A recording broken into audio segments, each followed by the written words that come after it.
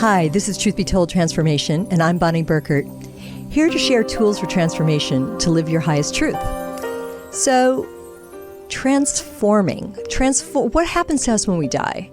What's that? What is that transformation? I'd like to think that there is life beyond, and I've invited a guest today to speak to what I've titled the show as Spirited Specters. Welcoming Corrine Kenner. Hi, thanks for having me. Hi, Corrine. It's a true pleasure. I know you're an author for Llewellyn books who really have so many amazing publications for us. And so why don't we, as a way of introducing what we're going to be talking about, I'd love to talk about your new book, Gently Haunted. This is a book that is really near and dear to my heart because it's a book I never thought I would actually write. About 4 years ago, I was looking for office space where I could write and teach and work on some projects that I had in mind. But rather than office space, I found a vintage shop that I thought, I could make this work. I could use one of the rooms in the shop for an office or a writing studio. And I could maybe make some money on the side by selling vintage items. About a month after I moved into the shop, I realized that a lot of really strange things were happening. Doors would open and close on their own, lights would turn on and off, and I would hear voices and footsteps in empty rooms. So I realized it was haunted and kind of started experimenting with maybe letting people know that I worked in a haunted antique shop. And then, as luck would have it, COVID came along and we shut down. So while we were in lockdown, I decided I might as well really lean into the whole haunted thing, just because I knew people enjoyed it. I knew there was a market for it. We're a little more than an hour away from St. Augustine, which is well known for its haunted history and its ghost tours. And it took off more than I ever could have imagined. Now we get a lot of people who come here simply for the hauntings, not so much for the antiques. And I love not only sharing my experiences, but also hearing what other people have experienced in their own lives. Tell us the name of your shop and the town, please. The shop is now the Haunted Antique Shop. We're based in DeLand, Florida, which is about an hour north of Orlando, 20 miles from Daytona Beach, and about 70 minutes from St. Augustine. Interesting. Yeah, there's another area. I think I've been knowing this about Florida, about northern Florida. I mean, you refer to it as central, but it's kind of a north central region. It's very interesting. I wonder what goes on there. Now, is St. Augustine where they say the Fountain of Youth is? No, there are several places in Florida that claim to have the Fountain of Youth, but De Leon Springs is about 10 miles from the shop. Okay, interesting. So why do you think, all right, of course I want to know specifics and how you handled this and all that, but why do you think this area maybe has hauntings? And just in general, any thoughts on are there certain areas that perhaps lend themselves to restless spirits? Yeah, I think it's places that are on active ley lines. Okay. I think it's places that have natural springs and fountains, which there are a lot of in this area. And I think it's places that have history where dramatic things happened. And DeLand is actually a city where the settlers came, and a lot of them were traumatized by the Civil War. Right. And we still have traces of all of that history. Very intriguing. So let's take it back a little bit now. In reading your bio, and I encourage everybody to hit Corrine's website and learn more. And it is called Gently Haunted. Tell me again, you are. The title of the book is Gently Haunted. Yeah. True Stories from the Haunted Antique Shop. And what's your website? HauntedAntiqueShop.com. There you go. So you can find a little bit more about your backstory, but you are a very, very gifted and in-depth student of tarot and astrology, correct? I love that you refer to it as a student of tarot and astrology. Technically, I've been certified and I have the title of a certified tarot master. But whenever you delve into metaphysics like I have, it's a constant lifelong study. There's always something more you can learn. My dad is really funny. He will often say to me that, he says, Corrine, you know more and more about less and less. Wow. Because you get so into the weeds with some of these subjects. That's wild. I mean, Yeah. It's great because that, like you say, into the weeds or down the rabbit hole, you choose, but wonderfully so. And certainly with these disciplines, I think that intuition comes, I mean, especially with the tarot, but astrology as well. You have to work with your intuition, right? I mean, it's building. Would you say those are tools for intuition, for building your intuition? They absolutely are right? tools for intuition. Yeah. The thing that attracted me to tarot was, first of all, the imagery, because the artistry is beautiful, and you can find decks that appeal to you on every level. But it's also a useful tool for turning off your intuition when you don't want to be bombarded with other people's emotions, other people's feelings, other people's thoughts. So I sort of made a deal with the universe that I will be open to psychic information when my cards are out or when I'm studying an astrology chart. But the rest of the time, it's like my signal. This is when I'm ready to receive, and this is when I actually need to get some work done.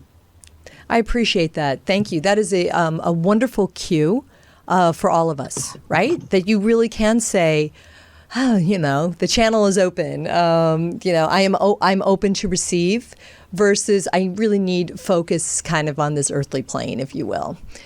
So, Exactly. All right. So let's go back to the spirits. Now, Okay. Had you had experiences through the years? I have. I grew up in a family where we sort of took our intuitive gifts for granted. My parents would talk about intuitive hits or impressions that they had had. So I didn't realize until I got out into the world that not everybody was so open to what they were receiving. One of the things that's been most interesting to me since opening the shop is that sometimes people will come in and they will say, is this place really haunted? And I'll say, yeah, it really is. And at that point, while I at first thought they were being very skeptical and challenging me, a lot of them just kind of take a deep breath and start telling me their own ghost stories. I've had a lot of people come in and say that in their houses they have spirits, that they've actually seen ghosts walking through walls where doorways used to be, that they hear ghosts coming and going up and down stairs when nobody else is in the building. I think a lot more people have mystical experiences than generally go around talking about it or admitting it to other people. Yeah, I agree with you. I can think of an instance where somebody who I would have not suspected to be open or wanting to talk about ghosts and spirits share a story about a visitation from her mother who had just passed away. Pretty specific. And then a beautiful message from it. So, right? I mean, it's that's not that specification I won't share, but I think it's very, very interesting, and that's why this is a subject that is interesting to all. And I wanted to title our talk "A Spirited Specters" because it sounds to me like and I haven't had a chance to read your book yet, but it sounds to me that the experiences have not been creepy. It's been positive, enlightening, inspiring for you at your store.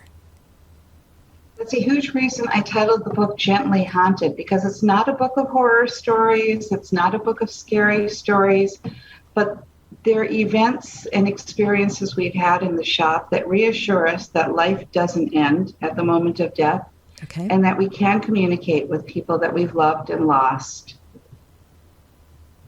Just like the story I just told you. So, right. Mm-hmm. So do you want to give us any specifics? Like maybe what was the first thing that happened when you got there, you're setting up, you're just trying to get some work done, you're a writer, right? You've done a number of books, again, on tarot and astrology. So what was it like? What was the first hit that you got? I think one of the first things I remember happening is hearing the front door of the shop open. We have a bell on the door, so of course we heard the shop bell. And I heard the door open. I heard footsteps as people came in. I could hear them sort of talking to each other. So I jumped up from my office and went to the front room of the shop to welcome them, and there was nobody here.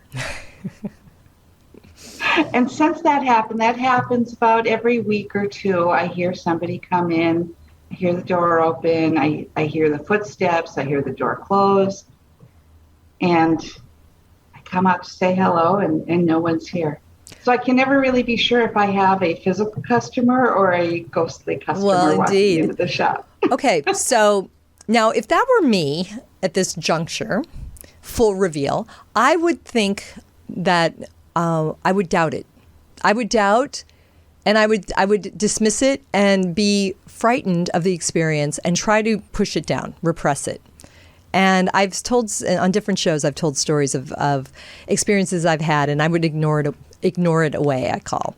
So, and this may go back a little bit to your history, again, with an intuitive knowing, right, and a mastery thereof. Did you immediately know what this was, or did you think your imagination was playing tricks on you? At first I thought it was my imagination, but when it kept happening, I couldn't deny it anymore. And Okay. The interesting thing is that the longer I'm here in the shop, the more experiences I have of that nature, because I think when you make a welcoming place for spirits, they will naturally be drawn to it. They'll be attracted to it. So the more energy we put into the fact that we are in a haunted house, the more haunted it becomes. Now, haunted has a little bit of a shadowy connotation. Mm-hmm. Would you and that's fine. I understand using the term and it's legit, but I would like to hear your thoughts about this. You've been there for a while now, okay, right? So you've been living. Almost 4 years. Okay, you've been welcoming spirits. I mean, I had a guest recently who was talking about how to expel. And so tell me about your choice to keep them there, a safe haven, perhaps interaction, and what your learnings are. One of the things I was very clear about is that I would only accept good spirits or friendly spirits, friendly ghosts. I do cleanse the space fairly often, and I do make sure that if there's any hint of negativity, I will sage, I will put salt around the building, I will imagine it being filled with white light so that only good spirits are welcome here. Okay, that's great. And thank you for sharing some of those specific tools, because I want to let everybody know that, I mean, please share your thoughts on it. But it can be, I mean, these are things that we as laymen can do just fine, right? Certainly a white candle. And I told a story of one evening I'm doing dishes and the radio turned on all of a sudden behind me, and I was really, really, really scared. And but what I did was I said, this is my home. I live here. And I lit a candle. I burned some sage. I didn't do the salt. But I mean, if you have any specifications, and I think maybe it would be interesting for people to hear how to get that sense of, is this a problem, or to just be calm and centered. Yeah. And a lot of it is like you say, being calm, being centered, trusting your intuition. Okay. And if anything feels uncomfortable, you can banish it as simply as saying out loud, you need to go. This isn't a place for you. And there actually is a section in my book on how to do a psychic house cleaning. Great. Some of the steps are very practical. I think there's really something to the idea of feng shui, of having a clean and orderly house, helping to calm your own self and your own psyche, opening doors and windows and dispelling any negative energy is an easy, common sense way to clean. And as you said, white candles are helpful, white light, music. can be incredible. What kind of music? Music can give you a sense of peace and stability and tranquility. Okay. There's quite a few tips in the book. Yeah, okay, that's great. So once again, Gently Haunted, True Stories from the Haunted Antique Shop. All right, so do you have names for your friendly ghosts? We do. We think the shop is haunted by the spirits of James and Lucinda DeWalt, who were the very first residents of the house. Wow. We have a rocking chair in the front parlor that sometimes moves on its own. So I picture that as Lucinda's chair. And before we sit in it, we ask her permission to sit in her chair because I don't want to sit in anybody's lap. And in the back of the shop is where we've heard a man's voice that's very friendly, very southern. It's a deep baritone voice. And he says, hey, or hello. And it's not just me who has heard it, but quite a few customers have also mentioned that they've seen him, they've audibly heard his voice. I had a friend in who was psychic, and she said he doesn't like how you rearrange the kitchen. And I just had to laugh because, well, it's not his kitchen anymore, and I had reasons. There you go. Deal with it. Yeah. Deal with it. We also have a spirit of a woman named Annette Dennis, who used to live in the house in the 30s and 40s, and she was a music teacher.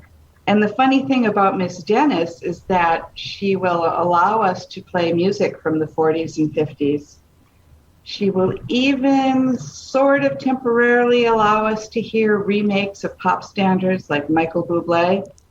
But if we try to play anything current or contemporary, a few notes play and then the sound system goes out. Wow. Interesting. Yeah. So no hip hop for her. We often say that Miss Dennis has her standards. Yeah. So we do too. I love it. That's so great. Amazing.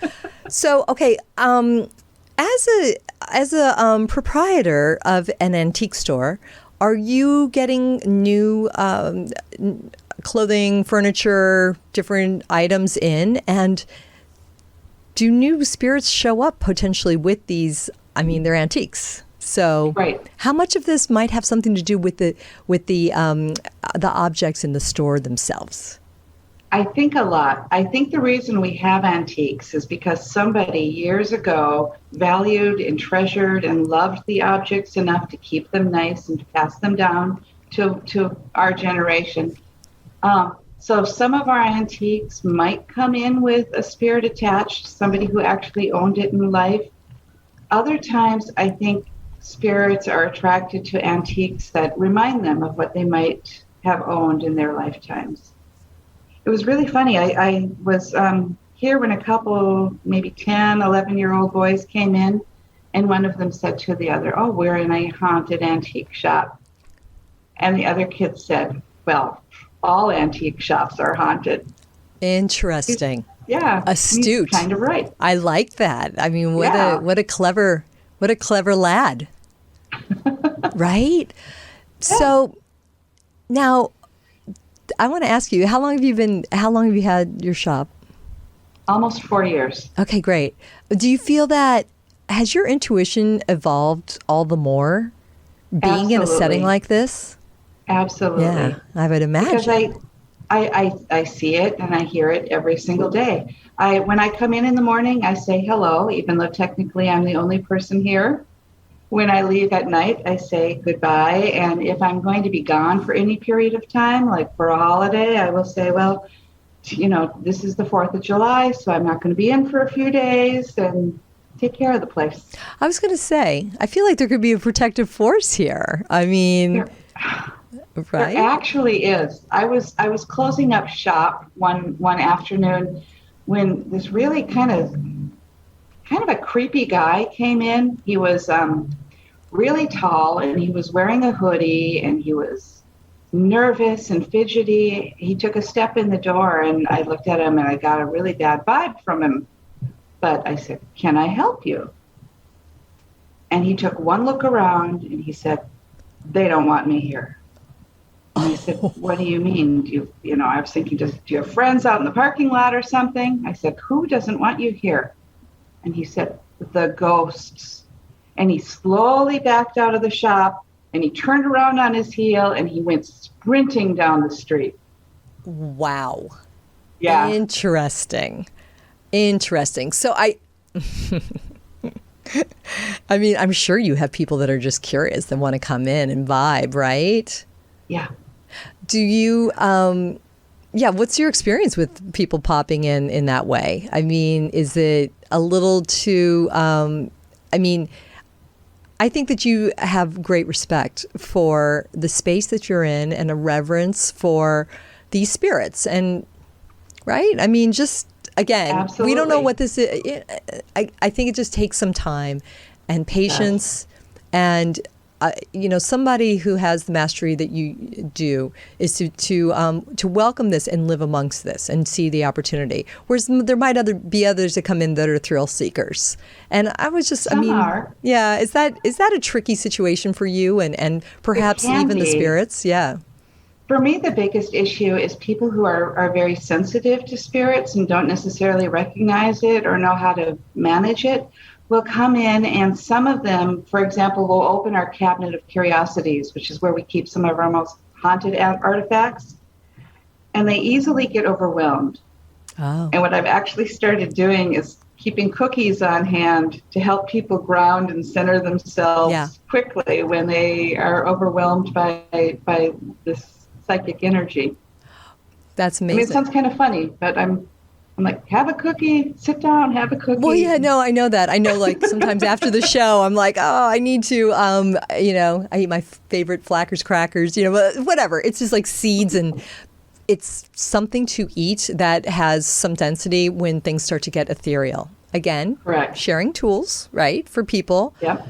Because it can happen after a yoga class. Eat a little something before you try to drive your car, things like that. That's what we're doing. Yeah, they will come in and say, is the floor moving, or is there a breeze? And I'll say, no, but you really maybe want to sit down. Yeah, exactly. No, very, very interesting. So you must tell us about this case of curiosities. Is that what you call it? The cabinet of curiosities. Cabinet. Yes. Okay, so give us an example of something that's in there and the vibe that you perceive. We have some Italian dolls in there that aren't technically dolls. They were crafted by Italians about 200 years ago as marionettes. Oh.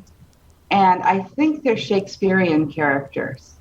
But one of the most unusual things about them is that they do emanate a certain energy. And I tell people that they embody the spirit of the past because they are literally made with human hair. So there's actually a tangible piece of the past in there. Yeah, they're beautiful dolls, but people all go, wow, that is almost overwhelming. I mean, I don't know why that gives the heebie-jeebies, because, I mean, why not? Yeah. But still, it's like, okay, I think I need a cookie. I think I need a cookie right now. We also have an old toy from the Victorian age, a ball and cup toy. Yeah. And when I bought it from a collector who said he was told it belonged to Winston Churchill. And of course, there's no way for us to prove it. There's no provenance on it. But people notice when they pick it up that their hand and their arm will start to tingle, but only when they hold it in their left hand. And so I looked into it, and it turns out Winston Churchill was left-handed. Interesting. So there have been dozens of people who've experienced that. Interesting. We also have a little bride and groom doll, and I routinely position them so that the groom's arm is around the bride. But often I'll come into the shop, and his arm will have dropped down, and they are facing away from each other like they've had a lover's spat. Oh, no. So you have to be the mediator. And it always makes me laugh because, again, it's not a bad feeling. It's more like a feeling like the spirits are playing a joke on us. Isn't that clever? They're just giving us something that we can literally see and recognize that something unusual is happening. I wanted to ask you if things move at all, which I can imagine I do. But do you ever come in and things have, overnight things have moved and are in different spots? And Oh, absolutely. The most unusual thing that has happened so far with the Cabinet of Curiosities is that my daughter was here helping me organize the shop, and she came into my office with a stainless steel letter opener, a really nice antique letter opener. And she said, "Where do you want me to put this?" I didn't recognize it. I asked, "Where did you find it?" And she said, "Well, it was in the back with a box of wooden spoons," which is something I don't remember bringing into the shop. I had never seen. So I thought, okay, this is an unknown object of mysterious origins. I'll put it in the Cabinet of Curiosities. And about a month later, a man came in. He looked in the cabinet and he said, "Oh, I've been looking for a letter opener like this for my desk." And then he picked it up and he said, "Yeah, I think this has my name on it." I thought he was just kind of talking metaphorically, like, okay, yeah, you can buy that. That'll be fun. And he said, "No, it literally has my name on it. My name is Jack, and this letter opener is engraved with the name Jack." Oh my God. Nice. And it came out of nowhere. Nice. Yeah. That is, okay, that's good. That's good. And I'm glad to hear that people are shopping and that they're not just using your shop as a museum, basically. Right. Although I do offer museum tours of the shops, that people come in and get a guided audio tour of our most haunted antiques and hear some of our ghost stories as they walk through the shop, because it's kind of easy to get overwhelmed. We're not a junk shop. It's not like there's so much you can never find your way through, but there's 4 rooms of antiques for people to explore. So having the tour has helped them make their way through. Oh, spectacular. Oh, that is incredible. Now, do you, when you're picking up new items for the shop, do you select in a certain way based on, do you kind of feel into it to see if it's a good match with the existing? I do. I actually pick things that I would like to have in my own home. Yeah. Although my house isn't big enough for everything I would like. I did have somebody who came in and offered me a genuine human skull. And I was like, absolutely not. I cannot. No, that's just too disrespectful. I can't have a human skull in the shop. Yeah. It just seemed too dark to me. Right.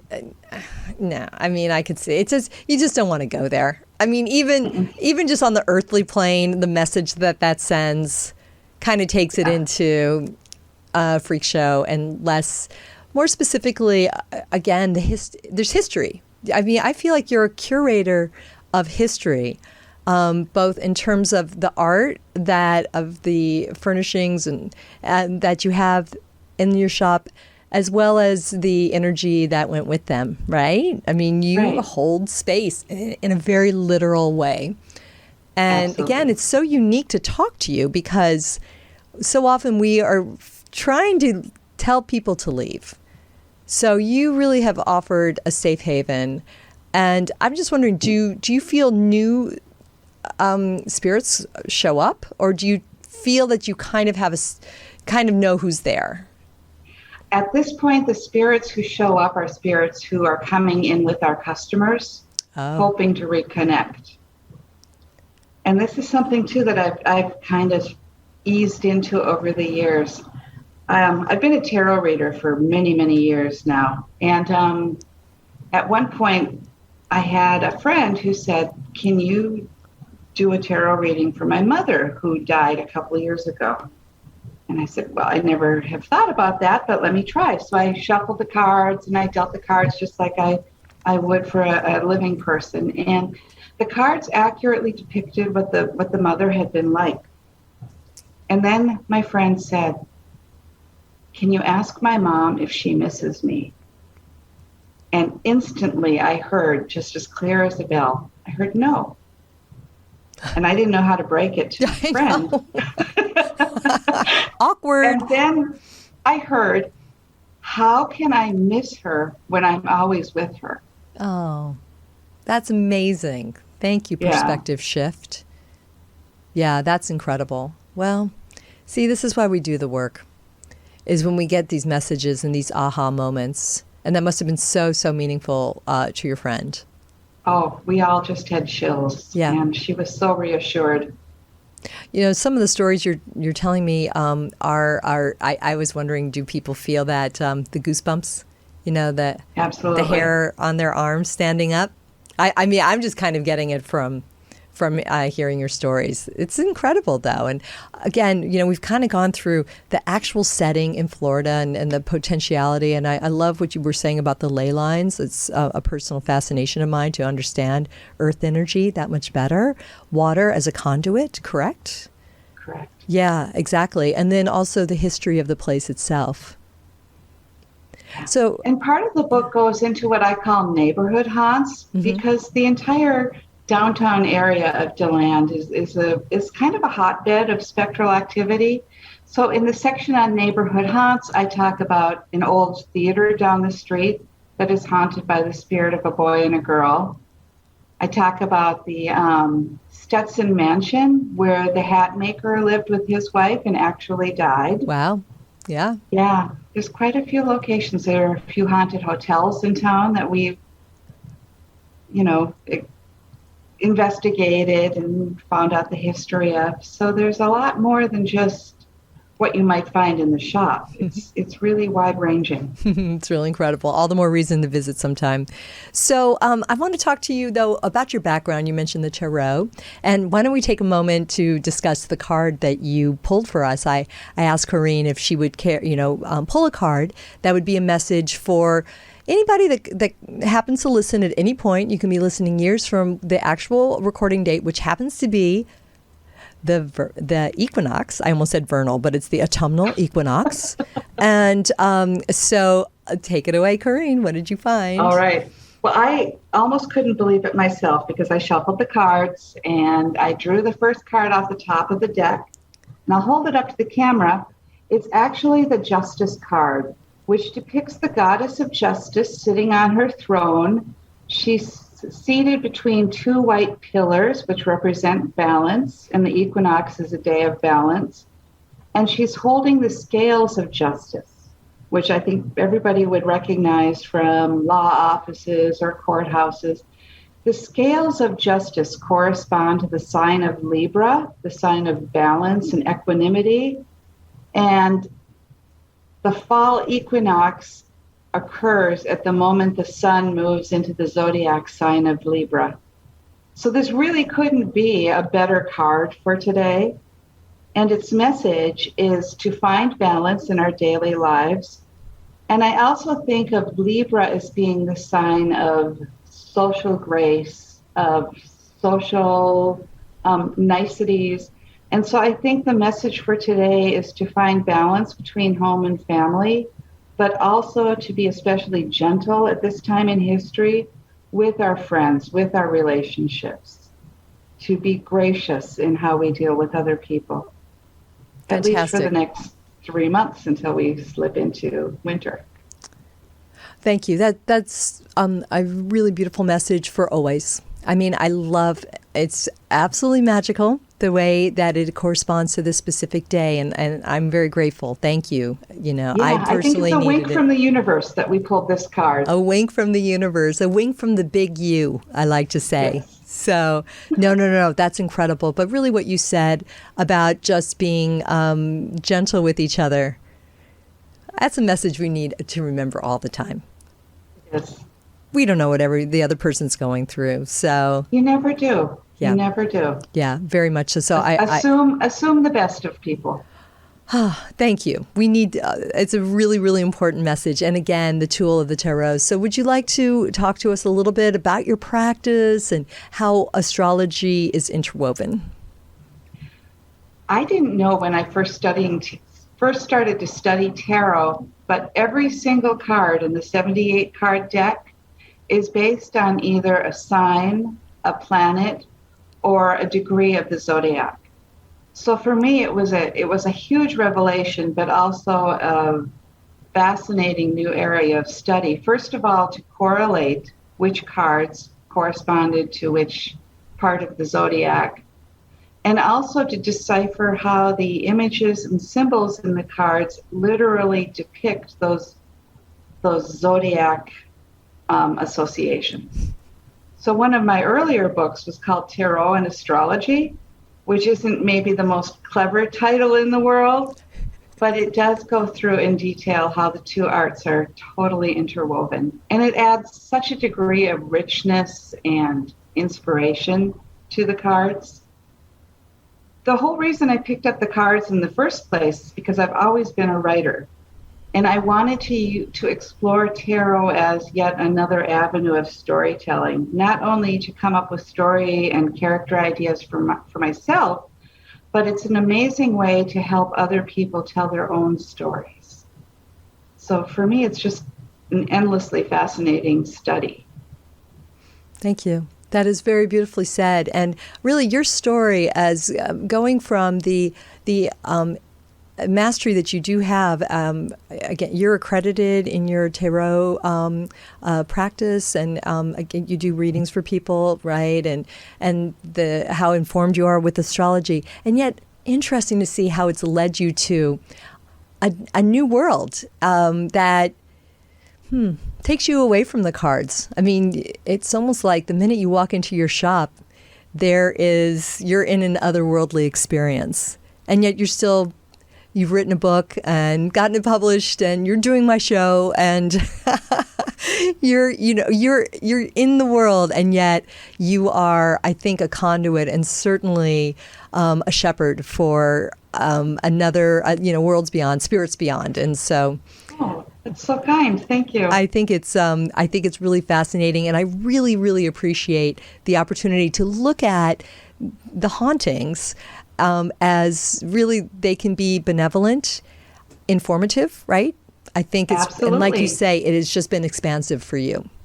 Yeah, I like to tell people that coming to the haunted antique shop, it might be a little spooky, but it's never scary.